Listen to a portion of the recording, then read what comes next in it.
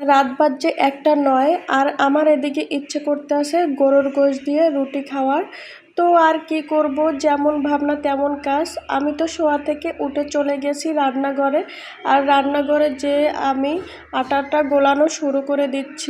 কোনো ইচ্ছাই অপূর্ণ রাখতে হয় না, আর সব ইচ্ছা পূরণ না করতে পারলেও এই তো ছোটোখাটো এইসব ইচ্ছা তো পূরণ করতে পারি।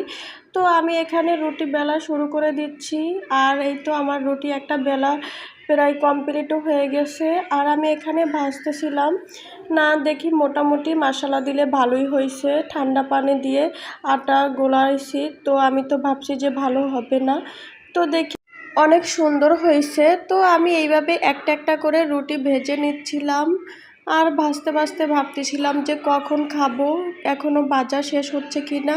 তো অবশেষে আমার ভাজা শেষ হয়ে গেছে, আর এই তো রুটিগুলো সুন্দর মতো গোল হয় নাই, তো আর কি করার আছে, যা হয়েছে হয়েছে। তো এই তো আমি এখানে খাওয়া শুরু করে দিচ্ছি।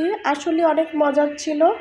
এভাবেই আমাদের ছোট ছোট ইচ্ছা পূরণ করতে হয়, বড় ইচ্ছা পূরণ নাই করতে পারি, ছোটগুলো তো পারি। আজকে এই পর্যন্তই। সবাই ভালো থাকবেন, সুস্থ থাকবেন। আল্লাহ হাফেজ।